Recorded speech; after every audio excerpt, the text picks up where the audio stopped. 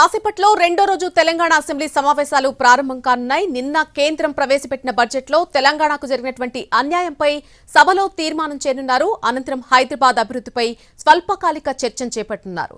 అనంతరం ఇవాళ అసెంబ్లీలో ప్రవేశపెట్టాలనుకున్న రైతు రుణమాఫీపై చర్చను ప్రభుత్వం వాయిదా వేసింది. 10 గంటలకు సభ ప్రారంభం కాగానే ముందుగా ప్రశ్నోత్తరాల కోసం సమయం కేటాయించనున్నారు. నిన్న బీఏసీలో తీసుకున్న నిర్ణయాలు ఉభయ సభల్లో టేబుల్ చేయనున్నారు సీఎం రేవంత్ రెడ్డి. అనంతరం వివిధ డిపార్ట్మెంట్ల వార్షిక నివేదిక ఉభయ సభల్లో టేబుల్ చేస్తారు. రేపు ఉభయ సభల్లో పూర్తి స్థాయి బడ్జెట్ను ప్రవేశపెట్టబోతున్నారు. ఇక అదే రోజు ఉదయం సీఎం రేవంత్ రెడ్డి నేతృత్వంలో కేబినెట్ భేటీ అయ్యి రాష్ట్ర బడ్జెట్కు ఆమోదం తెలుపనుంది. అనంతరం బడ్జెట్ను అసెంబ్లీలో ప్రవేశపెట్టనున్నారు. ఈ 27న శాసనసభ మండలిలో బడ్జెట్పై చర్చ సమాధానం ఉంటాయి. 29, 30 తేదీల్లో డిమాండ్లపై చర్చ జరుగుతుంది. 31న ద్రవ్య వినిమయ బిల్లును శాసనసభ మండలి ఆమోదిస్తాయి.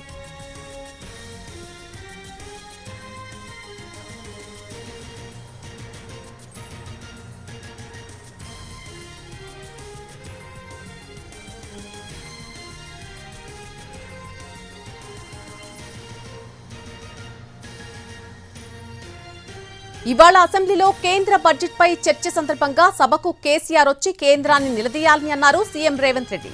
సభకు రాకుంటే కిషన్ రెడ్డిలా కేసీఆర్ కూడా మోడీ ముందు మోకరినట్టే అన్నారు. విలీనంలో ఎవరున్నారు అనేది ఇవాళ తెలుస్తుందన్నారు. చీకటి ఒప్పందంలో ఎవరు ఉన్నారు అనేది తేలిపోతుందని అన్నారు ముఖ్యమంత్రి. పెట్టడం అంటేనే అందరినీ కూడగట్టడం అని.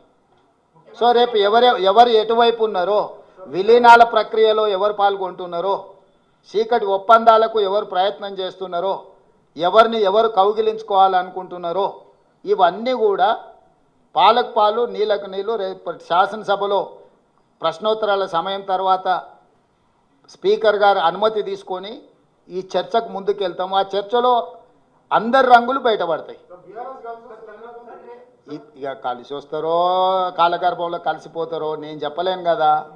నేను అందరు కలిసి తెలంగాణ రాష్ట్ర హక్కులను సాధించుకున్నామని చెప్తున్నా. సభలో వాళ్ళ విధానం ఏందో వాళ్ళు చెప్పనియండి.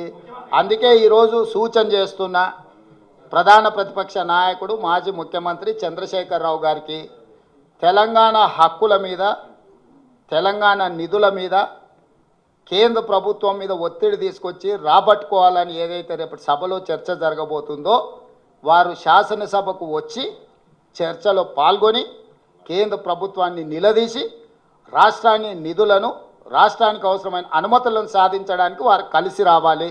వారు సభకు వస్తే వారు తెలంగాణ ప్రజల పక్షాన నిలబడ్డట్టు, వారు సభకు రాకపోతే యాజ్ ఇట్ ఈస్గా కిషన్ రెడ్డితో పాటు కేసీఆర్ గారు కూడా మోడీ ముందు మొకరిల్లినట్టు మౌనమే బానిసత్వానికి పర్యాయపదంగా భావించాల్సి వస్తుంది. ధన్యవాదాలు.